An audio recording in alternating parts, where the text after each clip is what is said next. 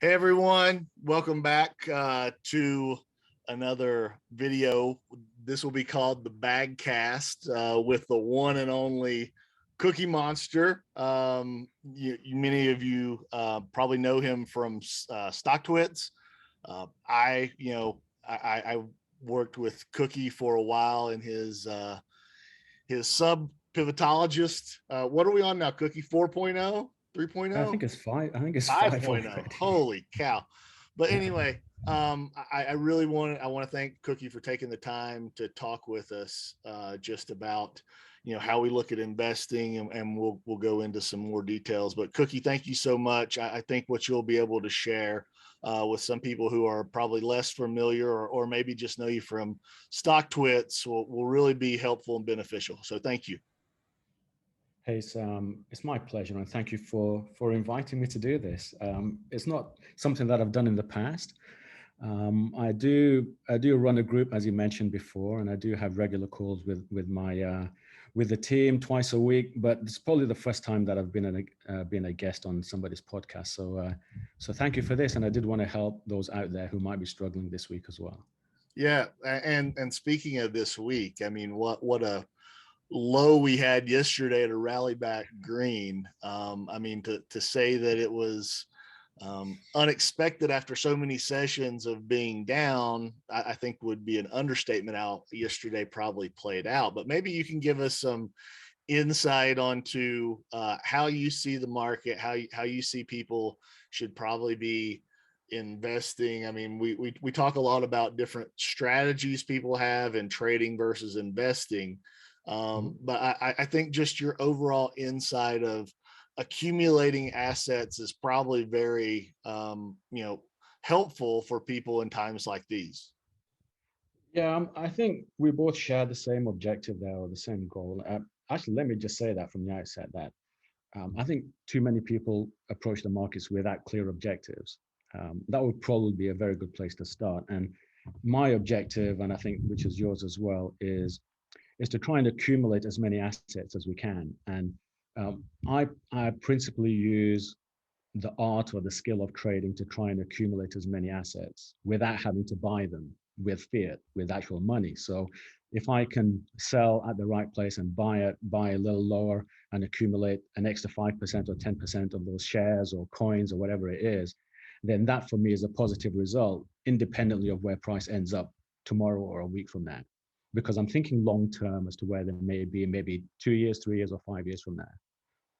Right. And when you say, tomorrow or next week, those aren't always the long term assets that you're accumulating. I know you and I have both talked a lot about cryptocurrency in the past, right? And that's probably one of the easiest ways to flip out of one thing of lesser quality into something higher quality potentially, right? And, combine that with how we look at the stock market. I was sharing with yesterday, I dumped 3 positions to acquire more Apple, Microsoft, and Nvidia, right? So I think that a lot of times what the higher quality is doing in the short term isn't indicative of what we expect or what they have proven over the long term. Yeah, just listening to how you describe that, there are so many things in that, and I think if I may just explain a couple of points. And uh, I think one of the reasons why many people are in the market is because they want to speculate. They want to speculate on gains, want to make short-term profits and things. Um, Oftentimes they end up buying and selling the most speculative assets in the market, whether it's crypto or whether it's stocks, because they think they're going to get better returns on those. So, for example, the low cap tech names, which have been slaughtered over the last year, as you know, but in the past have offered 10x gains, 15x gains, maybe 20x, almost like crypto. Um, and so they are naturally hone in on those names, thinking they're going to make a lot of money, but they tend to be very volatile, very tough to hold, and they find it very difficult, and they end up selling up, making losses rather than taking profits.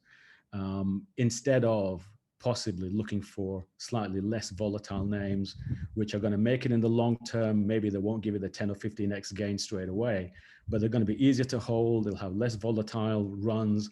They'll have easier uptrends and so on. And I think just being able to understand the nature of each of the different instruments that people are buying and selling from the outset, with that before buying them, would really help many people to be able to actually hold for longer term, I think. Absolutely. And some of the things that I was selling, like a Boeing, who at one time on my chart had a breakout in progress, and then it was a false breakout, right? It fell down below. So could I have put my money in Apple or Microsoft or Nvidia to you know before I even thought about the Boeing trade? Absolutely. But looking at my chart, technically, it looked like, okay, maybe I'm going to be able to get a 10 or 15% pop from Boeing. And then hopefully I'm able to still capture some of that into those trades in those other names. Unfortunately, it didn't work out that way. But again, looking at a chart, you're trying to plan for, okay, this is broken out. Hopefully, and we've talked about this in the past, you and I, when a false move happens, it obviously goes the other way, or it's not a false move, right? And that usually happens quicker, and you have a pretty defined point at where that might happen, and then you just got to obey. You got to be disciplined and obey your stop, basically. Right. I mean, in the way I approach the markets with my trading is, if I can build on what we were saying before, I focus on just 5 tech names Yep. out of the thousands which are out there. So, we'll look at Apple, Tesla, CRISPR, which has been super rough over the last year, but it was still a good short trade. But CRISPR, SQ, which also got hammered over the last year as well, and Apple, right? So what I'm teaching the guys that are in my group is how to better use the different strategies that I've been working with to accumulate more of those leaders in each of those spaces. So if you're looking to grow, let's say, accumulate wealth through increased assets, you don't need to have a basket of 100 different stocks. You can Right. just focus on 5 or 6 and be able to trade each of those to the best of your abilities and accumulate as many as you can without having to spread around and track and screeners and indicators and all these sort of things, which I abhor and move against. And I'll just say, let's focus on these names and try and get as many as we can. And use, I mean, let's take Tesla, for example, right? So it's dropped down to 900s. For me, that's an opportunity. It's an opportunity to accumulate at a lower price. And if it drops even further, then we'll do this, then we'll continue to do that. But at the same time, another angle that I would bring into the discussion as well is, I would say one of my fortes is trend trading, and how to really be able to understand trends well so that we're able to really accumulate the best we can. And maybe during the call, we can spend more time on that. Yeah, absolutely. I think that the trend that Tesla has been on, and currently is. I don't think the stock is broken, and if you look from early on, the price is still trending higher, compared to let's say SQ again, which is still up, right, over the longer time frame, but as you mentioned, has been going through some pain. And CRISPR, I think maybe, since those are 3 that you have great familiarity with, that might be helpful just to explain how you look at trends, whether it's short term or long term. And to the SQ and CRISPR point, some people probably bought in closer to the high than the lows, right? And how do you fight the urgency to sell? We have talked about in the past buying scales, right, at different price points on the chart, but how do you recognize those in your trend? Yeah, okay. I mean, the thing is, every stock has its periods where it absolutely just tears higher for weeks without stopping, and then it goes nowhere for months, and then it may even go down for months. I mean, if you take a look at, for example, AMD, It does that all the time, and even Apple does that. People forget. Even Tesla. I mean, look at what happened with Tesla last year. It went nowhere for between what was it, March and June, for 3 or 4 months. Yep. It shed 30%. It went down and went nowhere for 3 months, and then it went up for 6 months. And Apple did the same for 6 months. It went sideways in a range. It did nothing. You look at Amazon; it's been doing that for years. And the point being that one of the terms I came up with, or concepts I coined a year or two ago whilst looking at price action, was understanding that each of these tickers has a DNA, meaning that they will typically go through very similar cycles to historic cycles that they've done in the past. And if we're able to understand those, then we can use that to hop on and hop off at the right times, and also to be able to scale in and scale out better as well. Because whilst everybody's looking at today's news and what's going on with the Fed and everything, we can argue whether how much of an impact that is having in the market, and it is having an impact. But underlying all of that noise in the market, there's an inherent DNA to every one of these tickers that helps to explain where it's been and where it's going. And those are the type of things as well that I spend a lot of time trying to understand and to try and use in our strategies as well. Well, maybe go into a little bit of that thought process of the DNA part of it. I think the beginner, or the person who's just looking at a chart, or getting into trading or investing, that they may look at a chart, right, and they may see a micro or a macro trend. I think one thing that I learned from you, that it all starts from the beginning of the chart, right, and there can be several cycles within that chart while it's still holding a long-term uptrend. But just defining that DNA of each one, each one of these charts and each one of these companies is basically a living, breathing creature in essence, and they all perform and act differently, but sometimes they have similar traits. Maybe you could touch on that a little. Yeah, I can do that. And maybe if I could share my screen, and I've got the AMD chart up. So maybe I can, if now's a good time, maybe I can share my Sure. screen, Yeah. take a look at it, and I'll explain how I use things like moving averages to try and understand how prices are changing and how they could change as well. Let me just press a couple of buttons here, see if I can do that. 1 second. I think that's the right screen. Make sure I share the right screen. I get into trouble otherwise, right? Can you see this? I see it. Okay, it should say AMD in the top corner. Yep. All right, good stuff. So, I mean, one of the things I always say to the, well, let me start again. When we pick, why did we pick those 4 or 5 names, or why would we pick a certain stock? I always say use as a very simple rule of thumb a stock ticker that goes from bottom left of a chart to the top right on at least a weekly time frame. So here you see, for example, AMD from 2018 to the present day, and it goes from top left to top right. Sorry, bottom left to top right. Now, I don't care whether it has volatility along the way, but I just want it to go from bottom left to top right, because at the very base level, if we're an investor, then clearly that's what we're looking for.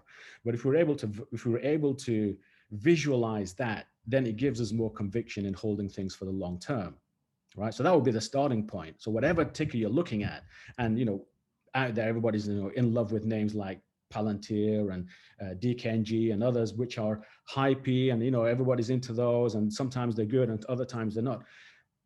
They don't tend to have tickers which do this. So already from the outset, I would say I would steer clear from some names, like even Space, for example, which was a nightmare for years, right? It just went sideways to down. It never did this. So that would be the starting, at least as far as criteria is concerned for picking a stock that you want to invest and accumulate long term, is at least find one that goes from bottom left to top right of a screen, right? And then within that, then we start saying, this is what I mentioned earlier, that for example, AMD will do this. So it tears higher. I mean, let's go, it tears higher, then it goes sideways for months, right? I mean, this is a weekly time frame, by the way, right? So this is literally months.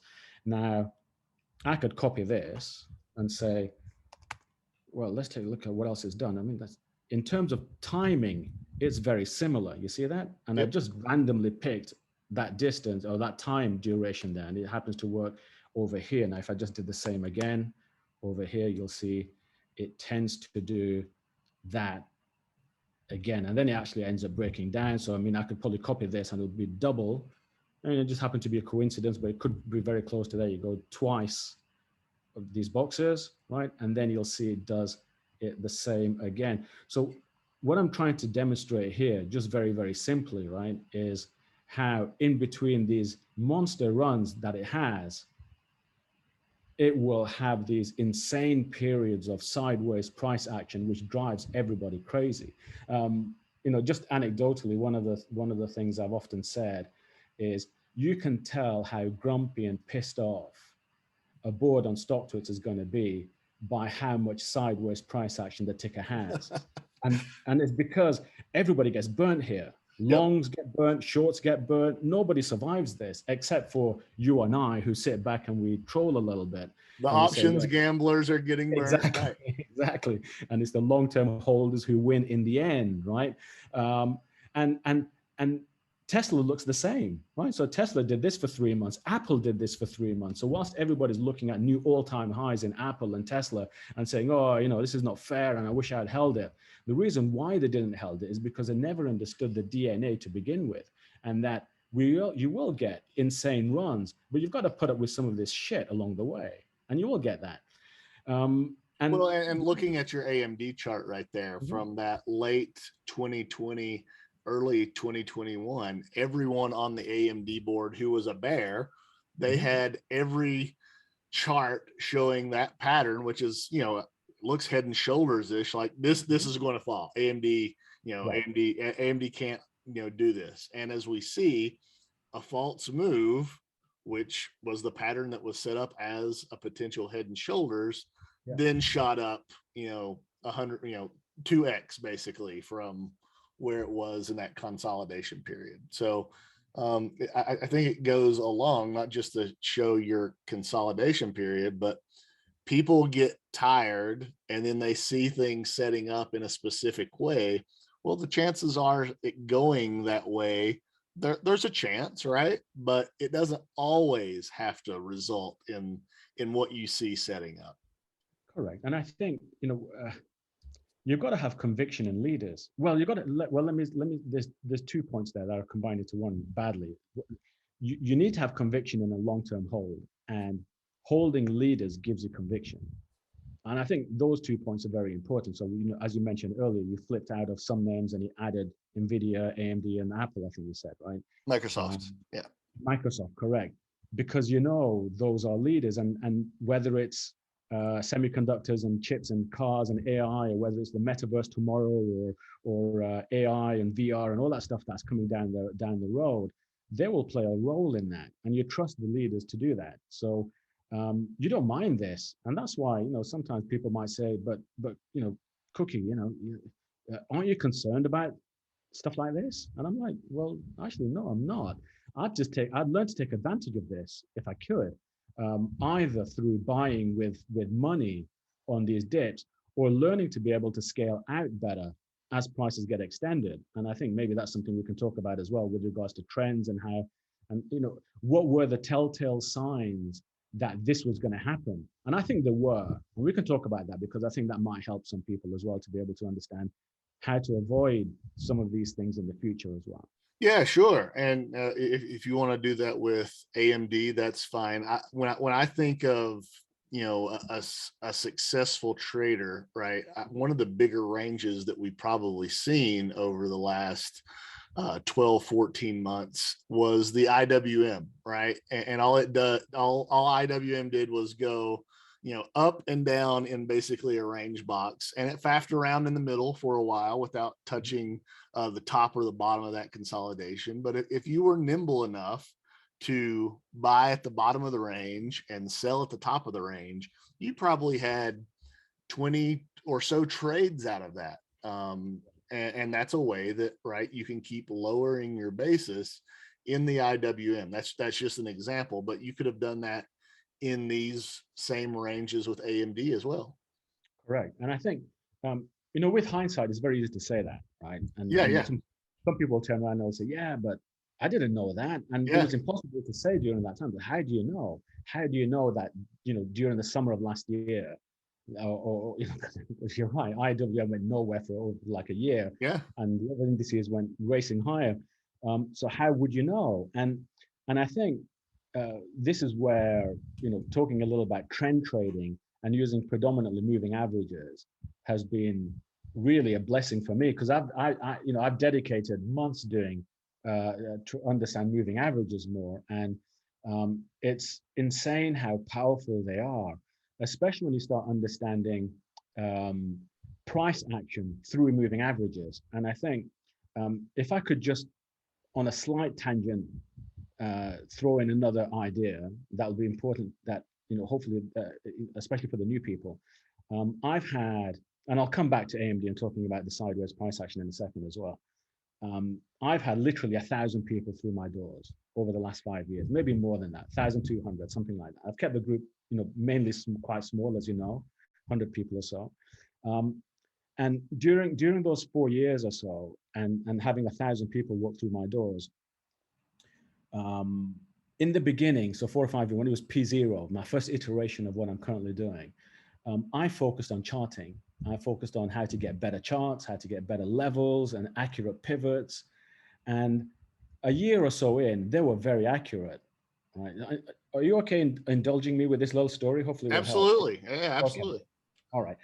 So I spent time doing that, and I would have insanely accurate pivots.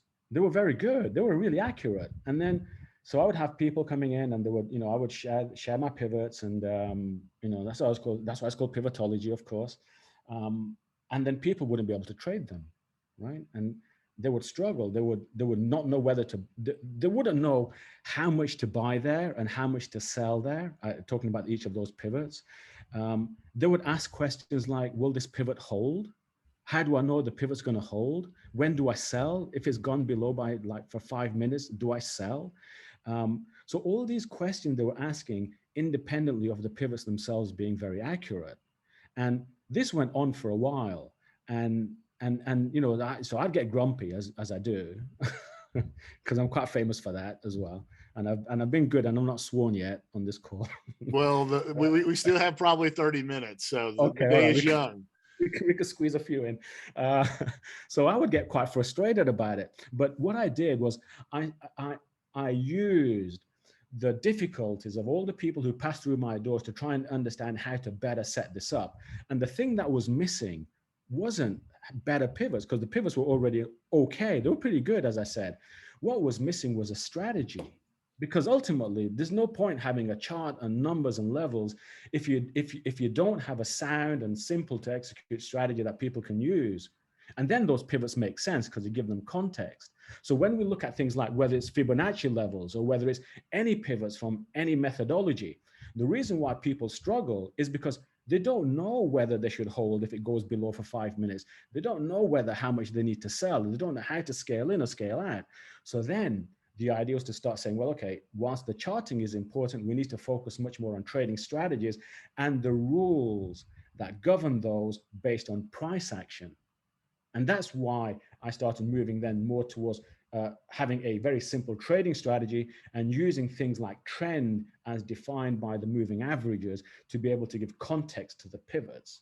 And that made a whole difference. That made a major difference. And I started seeing people a lot more fulfilled, a little bit more satisfied. Still, it was very hard. I mean, trading continues to be very, very difficult for most people, and is for most of us, I think. But at least it gave something that they could work on, as opposed to hunches and gut feelings as to whether something's going to hold or not hold. And that's where I am today. And I think I share some work on stock twits, right? And I troll a bit, and I share Yep. some work as well, and I try and educate where I can. Um, but one of the reasons why I wanted to be on this call with you as well was to give some basics as to how to use those charts or those snips of those charts, or how to use some of those pivots. And so we can talk about that in the context of AMD now. So it's a good segue. Thank you for letting me explain that. But the takeaway of what I just said was, it's not the charting that makes the difference, but it's how you trade. And very few people understand that until they've lost $100,000, right? I think Everybody that's so wants. important, Cookie, because you can have rules and you could know whether I should be doing A, B, or C at a given time, or you can look at your chart and say my chart tells me this or that.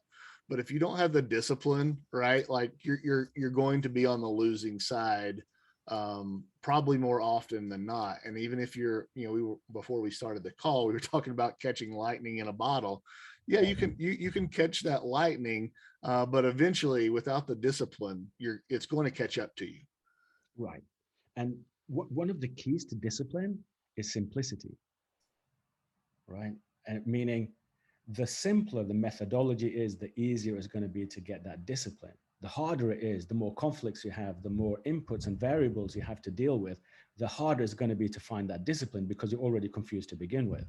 And and I think when it comes to methodologies and trading styles and stuff, one of my core objectives has always been, or at least been one of my goals, is keep it as simple as possible. Keep it as uncluttered as possible, as simple as possible. The fewer the variables, the better. And so what did I do? I took away RSI. I took that, which I loved. I mean, everything I did in the beginning was RSI. And even that, I took it out. And I said, well, maybe I could use moving averages as a proxy to momentum. Yep. And you can. Because moving averages basically tell you, the steeper the moving average, the more momentum there is behind that stock, or behind, let's say, behind price, right? So if I'm able to combine all these different momentum indicators by looking only at moving averages, then why not do that? Why not try that? And that's what I did. And then I started focusing on rules and methodologies and things which are simple, just based around understanding price action through moving averages. And we can talk about that now using the AMD chart. So I can get rid of all of these. So the question is, how would you know that this is going to happen, or this is going to happen, or any of the, or even the uptrends? Is there a way to know that? Was there a way to know that this was the right time to hop on an emerging uptrend, or was it impossible? I mean, because remember, prices had been going sideways for months. I mean, this is literally, let's take a look. This is from August of 2020 all the way through, I mean, in this range to June 2021. That is, I mean, I remember the time. I remember it. And it was almost a year of just going nowhere, right? So how do you know that this is going to break higher here? Right? So these are the type of things that I think we can answer using trends and using moving averages. And by looking at that, we can also explain why the market tanked this last couple of weeks. What's going on? Why did it do this? Why did the S&P, why did the futures and all the rest of it do that? Is because the moving averages tell you the story as it unfolds, right? And these are the things that I would love for your listeners to take away from this call, if not anything else, right? Maybe I can just explain what I mean by that. Are you okay for me to continue? Of course, yeah. All right. I'll keep stopping and just checking with you that you're okay, right? So, don't worry, I'm not shy. I'll jump in when I need to. Okay, all right. I don't know why I'm all of a sudden very polite with it, because I'm fucking swearing normally everywhere anyway. But anyway, well, I'm getting to ask you about the moving averages, so hold on to that temper for just another moment. All right. Okay, sounds good. Let's get on with this then. So, at the core of my methodology, which is probably not unique, right, is a rising moving average is a bullish trend. And it's that simple. So if you've got a rising 9 week, and this is a weekly time frame, and I prefer weekly and monthly charts, by the way, right? Because it takes away some of the noise, especially if we're thinking about long-term investing and accumulating. Then I think you can't use less than a weekly chart if you're thinking about a long-term as a long-term investor. I mean, sure. I mean, but what I'll share with you in a second will blow your minds as to the parallels between long-term and short-term price action based on moving averages. But we'll talk about that in a second if I remember now. So bullish price action when you've got a rising 9 weekly moving average. So over here you see prices holding a 9 weekly moving average. Now what tends to happen is it's not going to do that forever. I mean, you get periods where it lasts longer. You can see over here it held at a rising 9 weekly moving average for about 3 months, which is great. Then what tends to happen, and these are clues to how, so as far as the trader is concerned, I want to press as few buttons as possible whilst the trend is bullish. If there is no weakness in that trend, why would I scale out? At least up, at the base level, right? But then you've got resistances and stuff, which we'll talk about in a second. So I want to at least hold some of a position. It may not be a full position up here, but I want to be holding whilst the trend is bullish. So when people say, let your winners run, everybody knows that, but nobody's got a fucking clue what that means, right? But in honesty, what it means for me, and it's very, very simple, is once you've got a rising 9 weekly moving average, hold something. It might not be a full position, but you need to hold something because it's a bullish trend, right? And then what tends to happen, and this happens everywhere, in every market, every instrument, every time frame, is that eventually price will meet that 9 weekly moving average, or it could be a daily, or it could be even a 5-minute chart. It doesn't matter, right? And you'll see like this.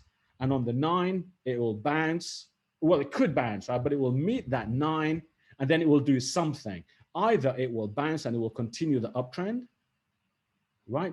Or it will fall through it and it will find resistance at that 9 weekly moving average. And you can see here, if I just zoom in, it finds resistance here, right? It finds that on the following week, right? So you can see, so that always happens. There's always one of two things. And that's the reason why, let me just say, my background is mathematics, and I'm very logical in everything I do. So it's all objectives, goals, very logical, and I'm a very empirical based trader, meaning I observe, I try and understand what I see, I try and synthesize that, and I take away from that what might be the key learnings and rules that I could create from what I've seen. So for me, when people say I'm looking at prices, or I'm observing price action, for me it's something very specific. It's trying to understand why price did what it did, and then infer from that a set of rules, and then be able to use those rules to trade. So that's the process that I typically go through, but I'm pretty much there with what I've got now. So anyway, price will bounce off the 9 weekly moving average. But as we can see here, what tends to happen is if prices have been moving sideways as they hit the 9 weekly moving average, you see the 9 weekly moving average flatten out. Now, when a moving average starts to flatten out, it tells you of a weakening uptrend. So you just make a note of that. You just remember that. So once a 9 weekly moving average starts to flatten, then it points to a weakening trend. It doesn't tell you the trend has changed. It just tells you that the behavior of the momentum behind that is changing.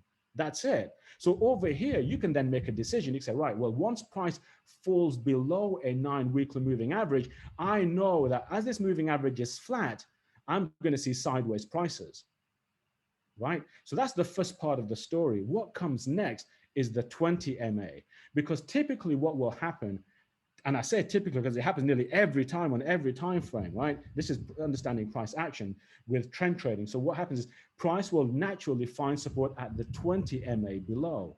And you'll see that all the way along. So over, whether it was over here, whether it was over, because it didn't come that far down, right? But over here, it certainly did. Over here, it did, right? And over here, you can see it also does. Over here, it does the same. So when price loses a 9 weekly moving or a 9 MA, it will naturally find support at the 20 MA below. And then what comes next will decide whether that uptrend is likely to continue or not. And what I mean by that is typically what you will find is a consolidation will take place between the 9 and the 20 MA.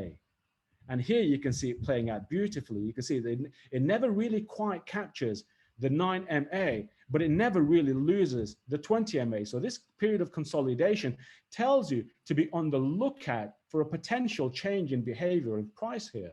So unless the 9 MA is retaken, we know the trend is weakening now, because the 9 MA is not only flat, but it's actually rolled over. And what you see with AMD 3 weeks ago, or even a month ago, was how the 9 MA became resistance as it fell. So once the 9 MA rolls over and acts as resistance, then you want to be on the lookout. You want to be careful, because then the only thing holding this shit together is the 20 MA. Right. And once the 20 MA is lost, and why is the 20 MA lost? Because price couldn't escape above the 9 MA. And because it couldn't get above the 9 MA, that squeeze, that resistance creates the squeeze over here, and it forces price down because it couldn't get above the 9 MA. Now, normally what you'll also see is prices consolidate between the moving averages, and they will crater below a 20 MA on any time frame. Clearly, the magnitudes are different. So on a weekly time frame, you'll see a long candle below a 20 MA.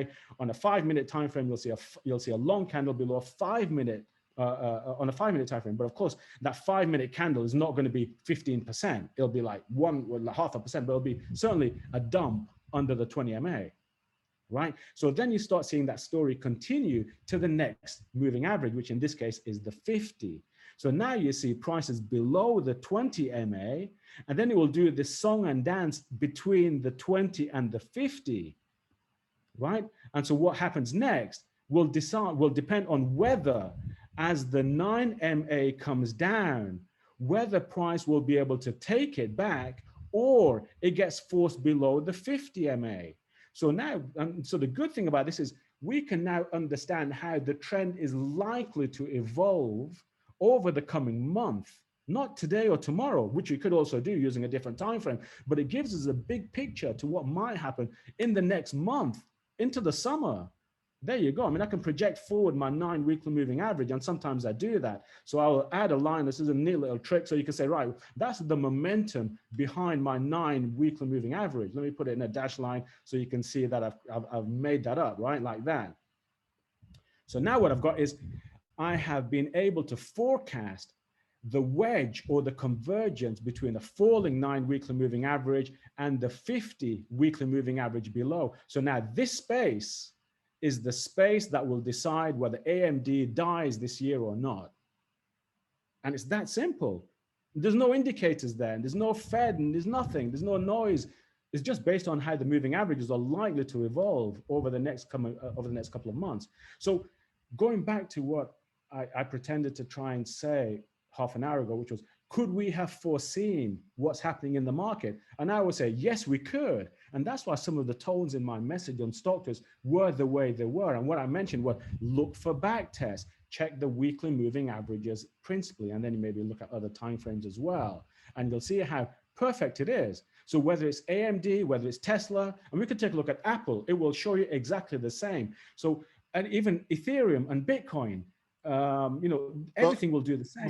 Before we go on, Cookie, and I hate to stop you. You're really catching your legs right here. I think it's important to show that, right, you still, even as your 9 is coming down, and that will be your first line of resistance on the way up that needs to be broken, you still have the 20 above, right? And it hasn't completely rolled over yet. It's more of flattening out. Once you get through the 9, then you're still not really out of the woods until you capture that 20, but it's definitely the first step that has to be taken, right? Correct.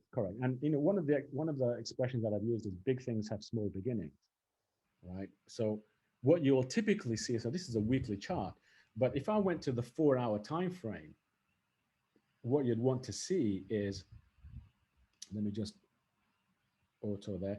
You would want to see, so you can see already how bearish this is on the 4-hour time frame. So what the weekly chart will give you the big picture as to what's coming. And let me just go back before we look at how prices created over here. Look at how well the 9 MA on the 4-hour chart caught that uptrend. Yep. You see how easy it was? It was piss easy. And there was none of this, should I sell or should I get out? And, it's gone up too much, too fast. Because, you surround yourselves with people on StockTwits. It's like, take profits because it's going to tank tomorrow, right? But if you rely and trust the trend to tell you when that's the time, then the first warning sign was here. And that was as it was breaching the 20 MA on this 4-hour chart. Caught, right? And served as support and rose, exactly. Made it rise above. Exactly. Yes. Exactly. And going to your point earlier, right, is that I call these trend windows, right? Meaning that there are different opportunities to save a trend. The first window is at the 9 MA. So as the 9 MA rolls over, right, there's an opportunity to save the trend, which is this tiny little space over here, right? And that does save the day, right? So what happens here is the 9 MA begins to roll over and the trend corrects itself. And had it failed, and it very well possibly could have failed at that moment, the most likely scenario was that it's coming into the 50. Correct, exactly. And let's look over here, because you've got a slightly different example, right? So here, price is going up, it goes down, and then here you can see, so the first window is the 9 MA, which does roll over, right? It does roll over, but you can see the 50, sorry, this is the 20 MA, right? The blue snake here. So the blue snake is now flat. So this was the second window to save the trend based on the 20 MA. And this second window worked. So there's always, I say, three opportunities to save a trend, whether it's a bullish trend or a bearish trend, right? So there's the 9 MA, the 20 MA, and the 50 MA to save a bullish trend, and the same on the other side. So the 9, the 20, and 50 will save a bearish. I mean, just look at how beautiful this is. And I get all emotional and all moist when I talk about prices, right? Look at this. It's just fantastic, right? So you see a bearish 9 MA, and and then you can see prices bounce here for whatever reason. There could be a channel or some support there, right? We could talk about that in later if we've got time. And then you can see over here, as the 9 MA flattens, right, prices going up. So there's a window here on the bearish side to save the bearish trend. And this, as it flattens, it doesn't actually, it begins to point higher, but you can see the trend continues back down again. So over here, whilst it looked as if the trend was going to correct itself, it continued bearish, saving the first window on which is the 9 MA, right? It actually rejected the 20 MA just above it, and that continued, and it continued down. So there was no fear of being short in AMD on the way down if you simply respected the falling moving averages in the same way you respect the rising moving averages on the way up. Right. So there's no need to be all dramatic and longs versus shorts. Just trade the trends as you see them, depending on the time frame that you're using. And I think it was pretty clear, right? So over here, you see a massively bearish trend, right? You can see it's nowhere near even the 9 MA. It's fallen so far. So here, what you do, well, I mean, you could take a trade here if you want to, but it's quite extended from even the 9 MA. Wait for it to bounce. And what you do is you let it bounce, or, this is how I plan my trades, right? So you can say, right, well, the 9 MA is going to arrive like that. Right? Unless something significant happened, well, I mean, because things have inertia, right? So just like Newton's laws, everything tends to move unless there's some sort of stimulus or something that's going to change it. So let's assume that the 9 MA falls like this. So you can already see here a wedge that's falling here. So you know that by the 27th, 9:30, which is what, end of this week or something, right? That something's going to happen here. Either prices will continue to crater down as they reject for a fifth or sixth time the 9 MA, or they will break higher and they will give you a trade, possibly to the 20 MA above, like that. Right, so you've got that space. So if it gets above here, then you've got something like this taking place over here. Then you've got the trade. So clearly, I've tried. There's so much I can talk about, which I won't, because the call will last hours. But I just wanted to give a flavor of the amount of control you can have with managing positions by using the trends on using moving averages. Now, you can scale in, scale out based on each of these moving averages. So you can say, right, well, I'm going to hold a full position if it's holding below a certain MA. I'm going to have half a position if it retakes another one, and a third only if it does something else. So you can say, for example, if you're short, you can say, I'm going to be full on short, but if it takes back the 20, if it takes back the 9 MA, I'll cut a third, but I'm still short because it's still a bearish trend. Right. If it takes back the 20 MA, I might take another third off, but I'm still short because it's a bearish trend. But I'm taking profits in that short position as it bounces, whilst still, I mean, you could add back the shorts if you want to, like rejections of each of these moving averages, and that's what you'd hope to do, right? But anyway, that's just a little flavor of okay. So I think that is very insightful. And one thing that I would like to just bounce back and forth with you on is not just the 4 hour or the weekly time frame, but you also mentioned the monthly, right? And when you're looking at your moving averages, the monthly obviously is the longer term, more solidified, let's say, moving average and time frame, right? Because you have all that history built up over the extended period of time.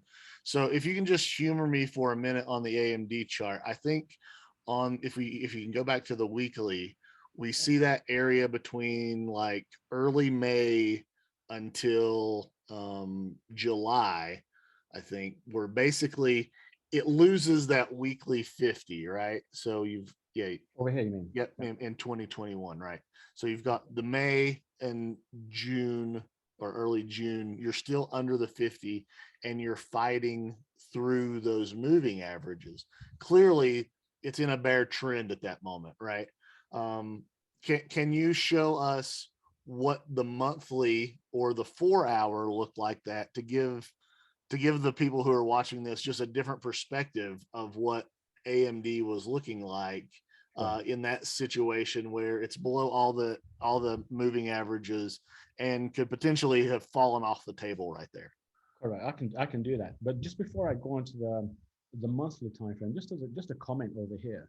Um, the shorter the time frame, the earlier the signal we're going to get to with regards to reversals and changes in behavior, right? So the monthly will show you probably not much change, but we can take a look at the monthly in a second. But over here, notice how as prices went sideways for weeks, for many weeks, it had the effect of weakening the bearish trend on the 9MA as it flattens out. So over here, what you're seeing is a weak bearish trend. And then as soon as it takes the 9MA, it never loses it again. You notice that? Yep. So the signal here to go long was actually over here. It was it was the week of the 31st of May. It recaptured the 9 weekly moving average and it began to rise quickly because it was already flat.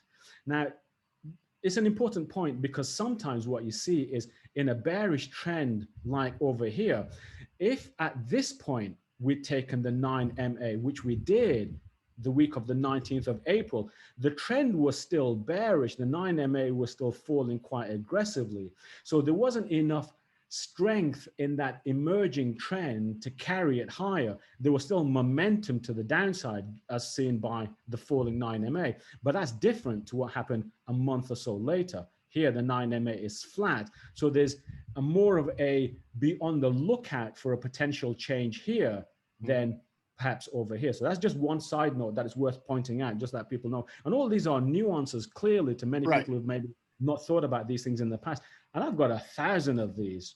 I think I was more getting to along the lines of just how important the monthly Yeah, moving averages are in right. combination with the Yeah, weekly and the 4 hour. Not that one chapter of the book is necessarily important than the other two. got it.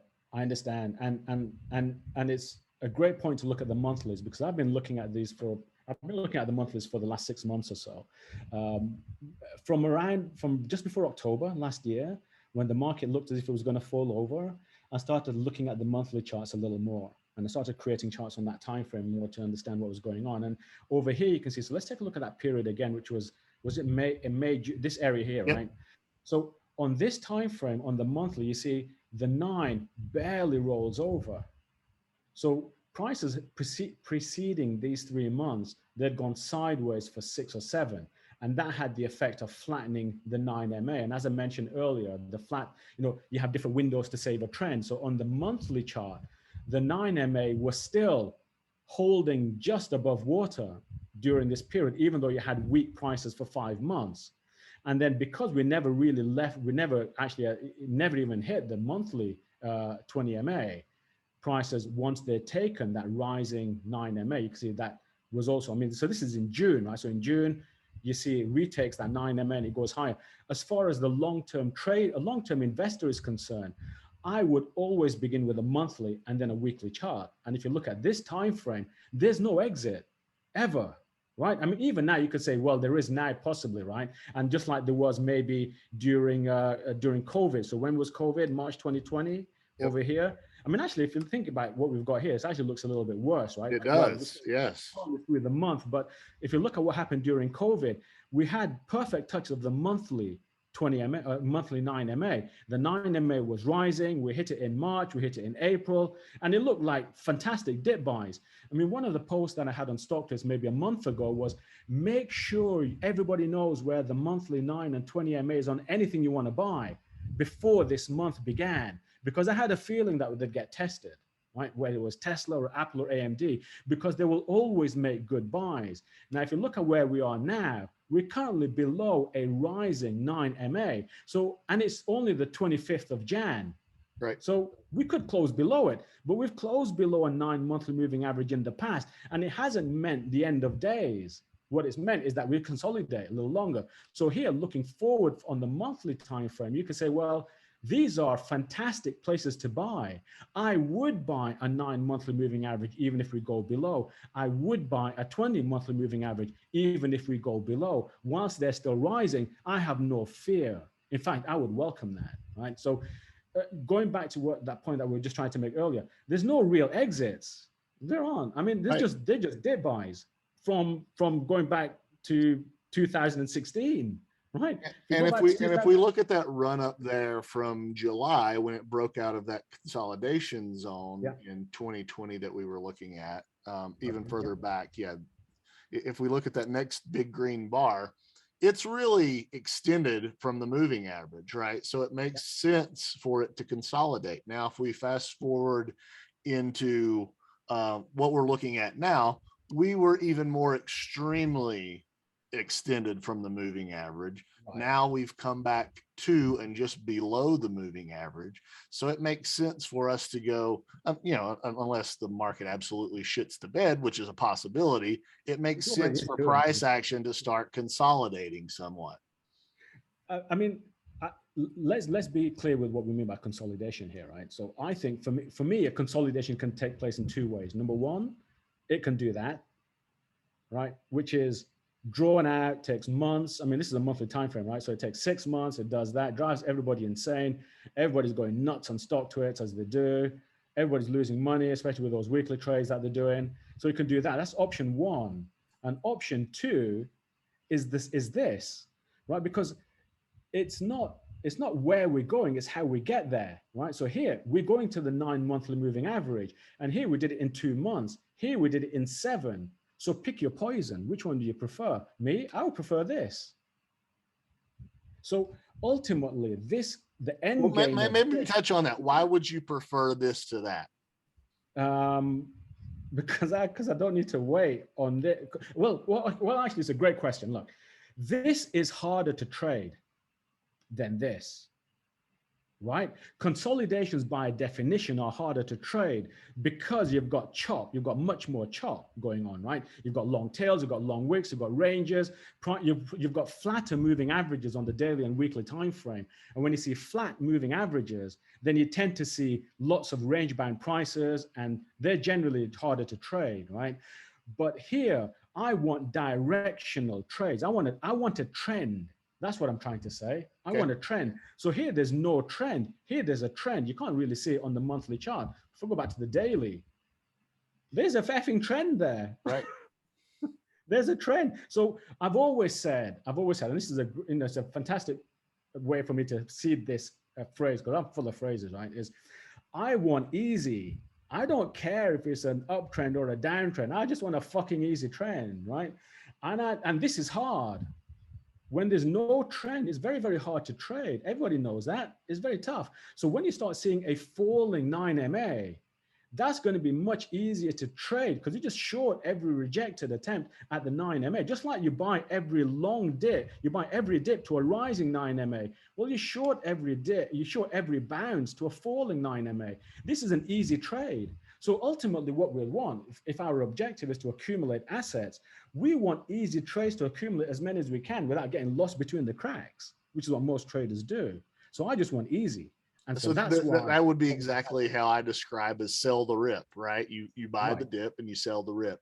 Right, until the trend changes. Right. Right. I mean, typically what you will find as well is this will end up morphing into a consolidation. So you'll end up with something that looks like that down here. Right. So you'll end up with this as the moving averages then start bunching together and then they'll go higher. I mean, we could be lucky and we get a V out of this, but my gut feeling is that it will take time for this to heal, right? It'll take time for this to heal. The moving averages will come closer together, and clues to a possible future trend change will be when all the moving averages converge. When all these little snakes come together, that's when you know something is going to change, right? That's when you tend to see things happening in the market. Look at all these snakes together. They had an uptrend. Look at all of these over here. It died. right? So you tend to see trend changes when all the moving averages start bunching together. So those are your signposts to look out for the easy trade to come. Well, that's how I'd leave that. I think the most important thing I can ask you is simple moving average, exponential moving average, dynamic moving average. What's the deal on the moving average? Okay, right. So um, I guess it depends on what you're That's a little inside joke between Cookie and I I. He know. he, Do th- you he want me to threatened to he threatened to castrate me for asking that I question did. once. I did do that. I can't believe that. I think you're probably the only person I threatened to chop your sausage off in the channel, right? Um, but it's because I love shouting at people. You know that.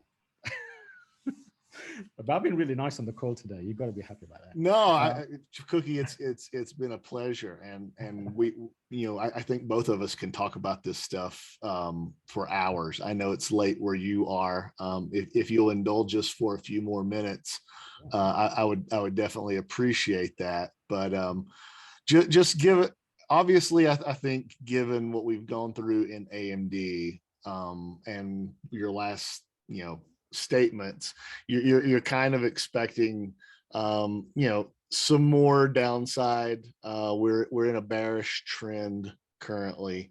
I don't think that should necessarily scare people from being a market participant, but just how to be more cautious, probably, to do so. So if there's, one or two things that you could leave us with Yeah. outside of this plethora of fantastic information that you gave, what might it be? Right. I'm going to give you guys something that I've been sharing with my team for 3 months now. Right. You might remember. You might have been around in this. And Nasdaq futures. Let's get this up. Right. So I modeled what could happen here based on a similar set of circumstances in 2018. So what happened in 2018? Taper tantrums, the Fed fudged up, market tanked, and everybody had a rotten Christmas. You remember, right? I do. I was a young trader at that time. Which was over here. So one of the things that I do is I tend to see if I can ask my charts a question, which sounds a bit weird, right? But I'll formulate a question which went along the lines of, given the same set of circumstances, sorry, given the circumstances that we're in now, is it possible to find a similar trend in the chart that could explain how prices may move now, given the same set of circumstances?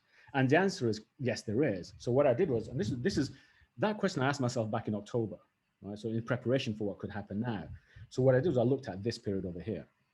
Okay, now this is very important. So this is why I want to be as clear as I can to what could happen next, right? So when we had this period over here, now I'm not sharing any of my charts, but I had resistances on my charts over here. And I think I've shared snips of that monthly NQ chart in StockTwist Right. in I think October, so too. Yeah. going back months ago, right? So told people to look out for the 9 monthly moving average and this resistance, right? So that was over here. So back in October, what happened was prices fell. And then this is September bar. And then in October, they bounced off the 9 monthly moving average as they do, right? And I mentioned this is a fantastic place to buy. But then at the time, this is a routine pullback because the market has done this several times. And we see very similar examples of pullbacks in 2021 in all markets, right? In all the indices, at least. So what can make this different? So what I often do is I say, well, what would separate a run-of-the-mill correction from a crash in the market? And it's possible to be able to do that using these trends. Like I mentioned before, if we were to lose the 20 MA on any time frame, you'll see a fast move down, like here. This was March 2020. This was December 2018. Notice how similar they are. They're both below the 20 MA. Right? Both of these bars are way below the 20 MA. So that doesn't happen straight away. And like I said about 45 minutes ago, it takes time. So what you find is, first of all, you see the bounce off the 9 monthly moving average. And then the second time around, you're cautious. Whoa, maybe this time it doesn't hold, because we're seeing this quite close together. And in fact, if you look at the weekly NQ chart, there were multiple touches of the weekly 20 MA, something which we hadn't seen since COVID. I mean, we had bounces of the 20 weekly moving average, but never that close together. So when the moving averages are tested multiple times in quick succession, you see the trend weakening because it's telling you prices aren't escaping that MA and the moving average starts flattening out. So there's risk there as the moving average flattens that the trend is going to change, right? So what could happen next is the following. This is how I prepared my group, right? Which was buy the dip as close to the 20 monthly moving average as you can this month. And we got that yesterday, or was it yesterday? It was yesterday. Yeah, I yesterday, don't right. know what day of the week it is now. So we bought that yesterday. And I said, I will be looking for a monthly close in January below the 9MA. So you can see that we got the bounce and we've already given some back. So this is the trading range for the rest of the month. So we don't need many, many short time frames. We just need to know that 13,400 to the downside, 15,100 is the resistance on the top. In this space here, the algos and the MMs will take your lunch money. But trade it if you can, meaning buy as close to support if you can, and sell as close to the 9MA as you can. Respect the range until it breaks, right? So buy down here, sell up here as close as you can. And that's why we sold the bounce yesterday. Many of the guys in my group sold it. We had other resistances on different time frames, but we sold that. And what I'm looking for is for January to end the month in this space where we are. So between the 9 and the 20MA. And if it does that, then what we'll have is a very similar looking candle to this, right? This candle here. Remember, the circumstances which led to this are identical to leading to this, which is, in a nutshell, failing to have faith in what the Fed is going to do, right? I mean, that's why the market is doing what it's doing, and that's leading to this bigger correction. So if price were to close the month between the 9 and the 20 monthly moving average, then what I am looking for, one of the things I didn't mention, maybe we save it for another call, is you nearly always see a back test of a lost moving average. So in this month here, and this was a whole month of going fucking nowhere, right? So in the month of November 2018, there was a pretty decent range, but ultimately price did not break down below the 20MA and it did not break out above the 9MA.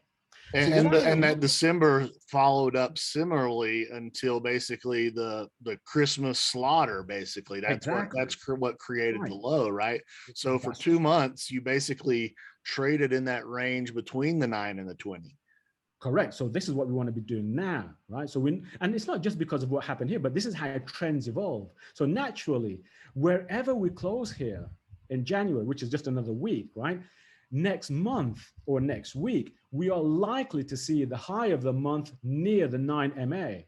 So why this is really good is if you are nursing losses, then it's always good to wait for a back test on the next candle to take a smaller loss, or maybe even turn into a profit if depending on where you bought, right? So look for that back test over here, and then we know you just got to sell some there, because you can't assume that price is going to get above. What I always say to my guys is always buy and always sell a weekly or a monthly pivot. So depending on how big a position you're holding, sell some at the 9MA in February. So this is now thinking forward to what might happen next month, and look for something like this, a candle that looks like that. But it doesn't have to look like that. The body might be different, but the point being, it holds this range. If it holds this range, then what it's telling you is that the market is still possible. It's still possible that the market could crash, right? Because we haven't broken out of the 9MA. Remember, if the 9MA becomes resistance, then that's the problem, right? So that's what we want to be looking for. So if the 9MA becomes resistance over here, and they get a candle in this space over here, then this is just now a waiting game. Either in March, we do get above the 9MA, or we crater below the 20 and we get a candle that straddles the 20MA that looks like this, like that, or like that. Now, the good thing about the way I describe it is there's only 2 or 3 combinations. There's only 2 or 3 different outcomes here. Right. And it's all dependent on the 9 and the 20 monthly moving average. And with that, you can set up your trades. You trade this space if you want to, if you've got the energy, if you've got the skills to do so. And if you don't, just trade the extremes of those ranges. So one of the things I tell my guys is if you don't have the time, and not everybody does, if you don't have the skills, and not everybody does, sell or just trade at the extremes of that range. So sell at the 9MA and buy at the 20MA until that range breaks in whichever direction it does. And what comes next for the 2022 will depend on whether we break to the upside of the 9MA or we hold below the 20 MA, and the 9 MA becomes resistance over the next 3 or 4 months. And I really do, Cookie. I think that's extremely helpful because it really is that simple, right? One of Yes. three outcomes is going to happen. Yeah. Either it's going to fail the nine and break down further, or it's going to eventually hold the 21 and push through the nine and go higher, or the Right. third option, which will lead to either option A or option The B, sideways it distribution. goes sideways and the moving averages begin to bunch together, and then a Correct. decision point is reached. Exactly. That's it. And the good thing is, I mean, whichever time frame you use, whether it's a monthly, weekly, or daily, you'll always see this ping pong match played out between the moving averages. So on a 5 minute chart, on a monthly chart, on a quarterly chart, it will always do that because that's price action and that's independent of any market and any ticker. It always does that. And last thing I want to touch on, I know it's late there, and I appreciate your time. Some people, when especially people who are going to find this extremely useful, they hear you say take some here and sell some here, right? At the end of the day, the game is to increase your wealth, right? To accumulate those assets. Is it better to buy at the low end of the range and sell some at the top? Well, what if it goes through the top? Well, congratulations. Hopefully, you didn't sell it all. By saying sell, you're not saying necessarily always give up on a trade or always give up on an investment, but you should lighten your position if that's a known resistance point. Correct. Correct. I mean, in a nutshell, I don't care whether prices go up tomorrow or next month, but what I'm looking for is to have more of whatever I'm holding for when they do go up, right? So if they go higher here, like so, then you might get an easier uptrend to trade. So you sell at, let's say you've got a channel over here, so you sell some over here, and then you buy 10% more with the same money, 10% more shares down Right. here. You do that. It's an easy trend to trade. You can do that, right? But ultimately, what I'm looking to do, if I had 10 Tesla shares over here, by the time we get over here, I want to have 25 by any means, right? But ideally, not with spending money, but just through trading. So I want to try and accumulate an additional 15 Tesla shares. And it's nice to have that objective. And I think it helps. You start worrying less about prices and you start worrying much more about the assets that you're accumulating. So you use this journey to accumulate. So you don't really care how prices really move, as long as long term they go from bottom left to the top right. Right. That's it. You just want I, to be holding more of them. you and I both have AMD, which I think is a great example of what we think of this, right? You and I probably have one of the higher price targets on the future of AMD that anyone has ever heard of. Absolutely.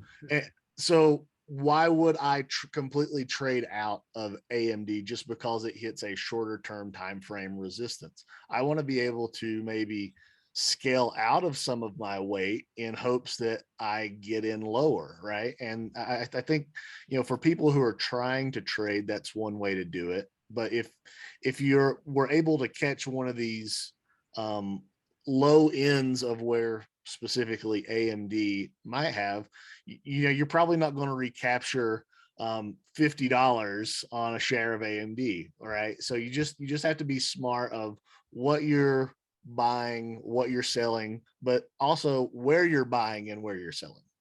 Yeah, correct. Yeah, I mean, you don't have to trade. I think it sounds a bit ironic, but I tell people to trade less, and I run a trading group. I Trade tell people, less, make more. yeah, trade less, make more, absolutely. And I think I think trading is overrated. I think take the easy trades, take the easy trends, and when things are moving sideways or a little hard, walk away. Just hold what you're holding, walk away. Buy the dips if you can, if you feel comfortable to do so. When the trends are easier, trade them. Use that to accumulate more. When the trends are hard or there's no trend, walk away until it becomes easier again. Because they do change. It'll become hard and it'll get easy. It'll become hard and it'll become easier again. Yep. Just pick those moments. Absolutely. ACM, thank you so much. This was great. I truly appreciate your time. I know it's late there. Try to get some sleep. I'm exhausted. And I can't wait to see some more of your trolling of the people or some of the people on Stock Twits. Yeah, only 5 people see me then. I think most people have blocked me now. But anyway.